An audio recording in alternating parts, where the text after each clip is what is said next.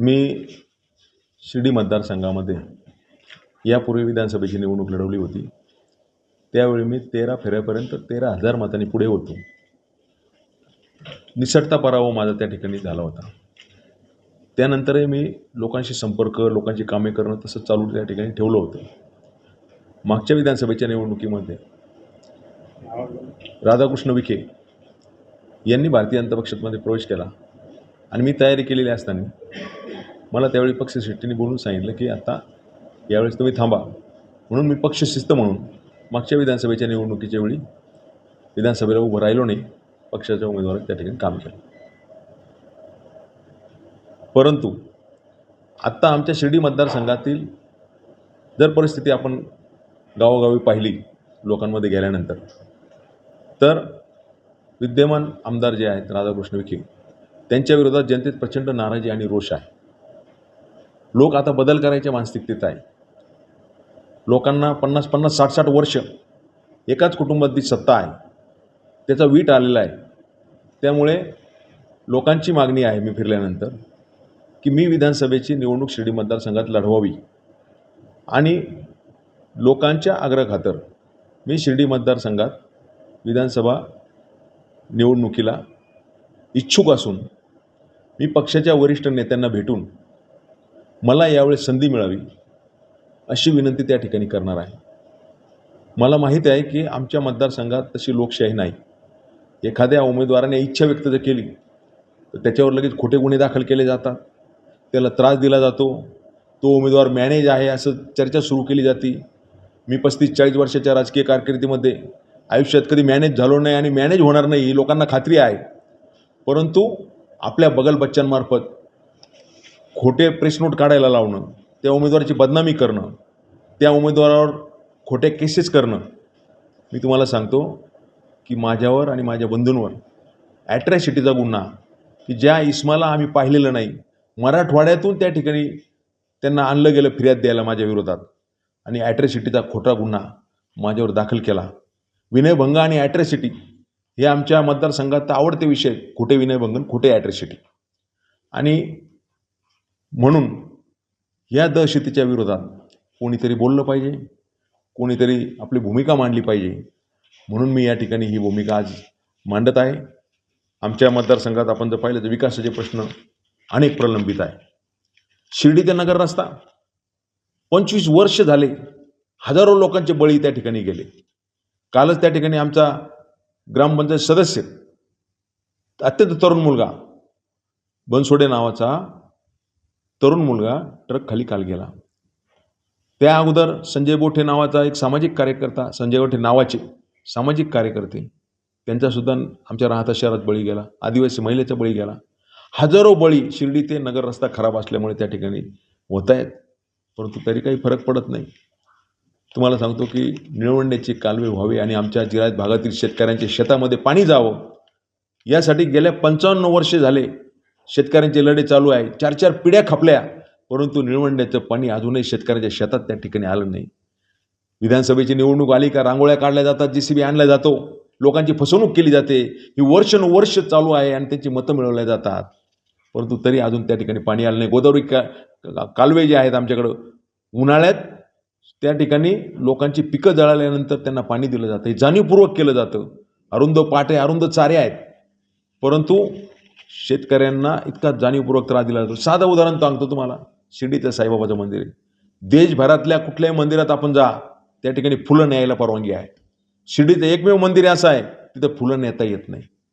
तुळजापूरला जा, पंढरपूरला जा, त्र्यंबकेश्वरला जा, कुठेही भक्तांना फुलं नेता येतात आणि आपली देवांच्या प्रति निष्ठा त्या ठिकाणी दाखवता येते किंवा देवांच्या प्रति प्रेम आपण दाखवतो. फुलं शिर्डीची जागा भाजपकडे विद्यमान जागा आहे, तिथून मंत्री, मग आता तुम्ही वरिष्ठांकडे काही मागणी वगैरे करणार आहात का? मी वरिष्ठांना थोड्या दिवसामध्ये भेटून विनंती करणार आहे. त्यांना सांगणार आहे की जशी नगरची जागा, नगरच्या जागेमध्ये लोकांना मंत्री राधाकृष्ण विखे यांचे चिरंजीव सुजय विखे यांना उमेदवारी देऊ नये अशी सर्वांची इच्छा होती.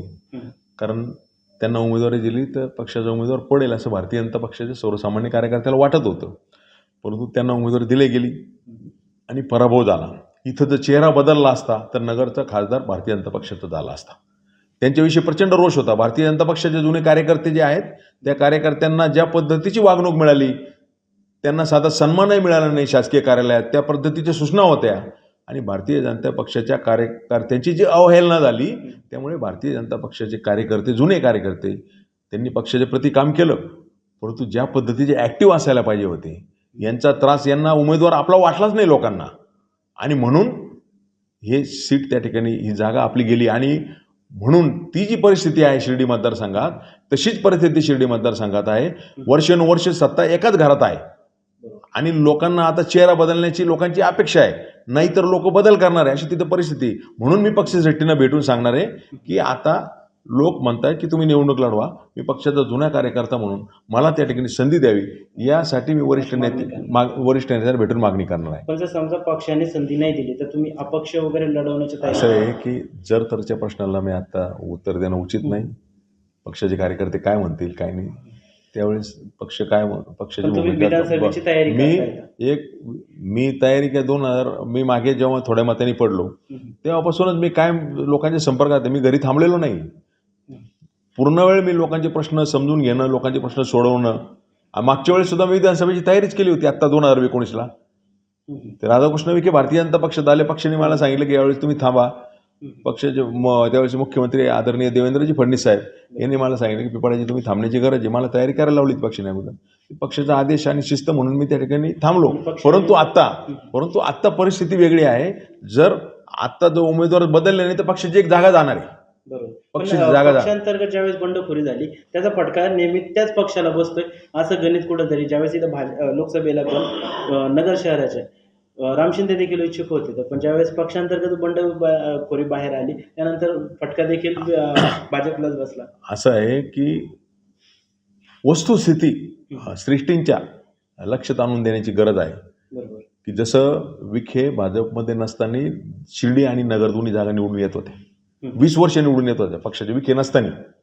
आता त्यांना मंत्रिपद देऊन जर 2 खासदार पडत असतील तर पक्षाचं नुकसान आहे ना. ते आमचं म्हणणं की बेरीज झाली पाहिजे. पक्षाचे आमदार ते असताना 7 होते, नंतर ते 2 झाले. बरं ते घडल्यानंतर तरी आता लोकसभेमध्ये तसं व्हायला नको होतं ना.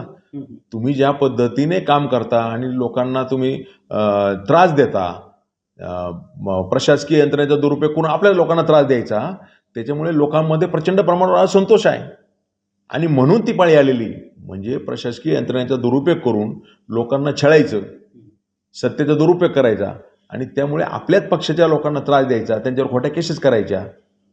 त्यामुळे लोकांना नगर जिल्ह्यामध्ये आपला उमेदवार वाटलाच नाही. सुजय विखे आपले उमेदवार वाटलेच नाही भारतीय जनता पक्षाच्या लोकांना आणि म्हणून तशीच परिस्थिती शिर्डीमध्ये आहे. आणि मी तुम्हाला सांगतो की प्रचंड दहशत आहे शिर्डीमध्ये. लोकांचे हातपाय तोडले जातात. जर त्या ठिकाणी एखाद्याने विरोधात भूमिका मांडली, सचिन चौगुले नावाचा कार्यकर्ता, त्यांनी फक्त म्हणणं मांडलं त्याचं, 4च दिवसात विखेंच्या लोणी गावात त्याची दोन्ही पाय तोडले गेले. इतकी गुंडगिरी आहे. निळवंडे कृती समितीचे अध्यक्ष दादासाहेब पवार त्यांनी आपली भूमिका मांडली म्हणून त्यांच्याच लोणी गावामध्ये त्याच्यावर हल्ला केला, 26 टाके पडले आणि त्याच्यावर खोट्या ॲट्रॉसिटी केल्या. 1 महिना तो अनकॉन्शियस होता पुण्याच्या त्या हॉस्पिटलमध्ये.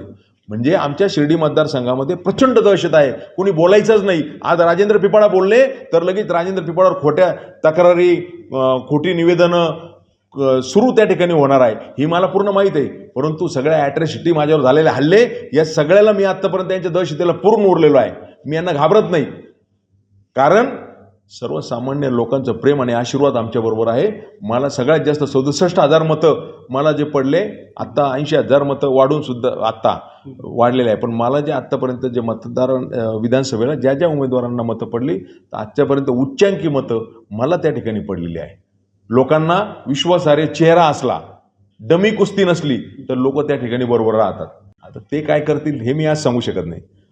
म्हणजे तुम्हाला सांगतो की आमच्या मतदारसंघात जसं मी मला सांगितलं, आज मंदिराच्या परिसरातले 4ही गेट 2-2.5 वर्षापासून बंद आहे. त्याच्यासाठी ग्रामस्थांना आंदोलन करावं लागलं. 4 गेट बंद आहे. मंत्री आपल्या मतदारसंघातले आहे, शिर्डी मतदारसंघातले, सरकार आपलं आहे, तरी शिर्डीच्या ग्रामस्थांना फक्त गेट खोलावे आणि आज बाहेर भक्तांना जाता यावं. तिथल्या व्यापाऱ्यांना सुद्धा एखाद्या दुकानात काही सामान घ्यायचं असलं भक्तांना जाता यावं 4 दिशेच्या दरवाजांना. 4 गेट बंद आहे. कोण करतंय हे?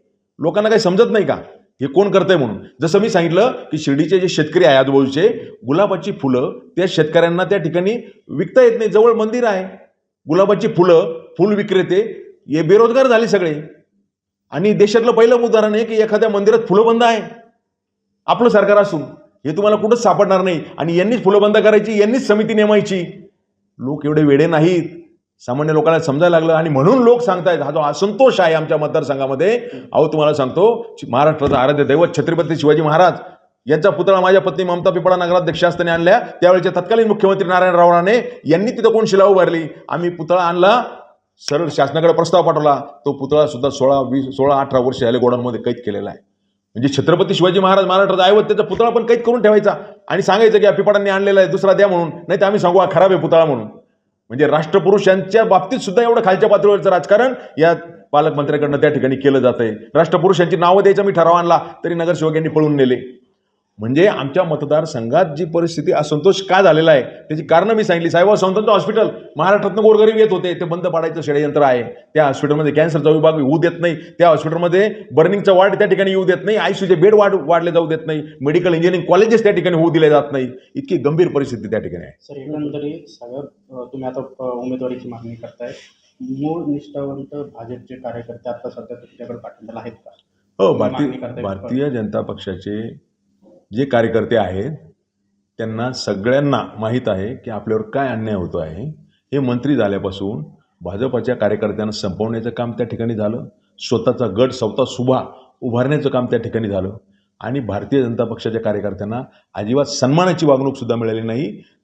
शासकीय कार्यालय जे आहे तिथं सुद्धा त्यांना सन्मान मिळाला नाही. सूचना देण्यात आल्या की यांचं काम करायचं नाही.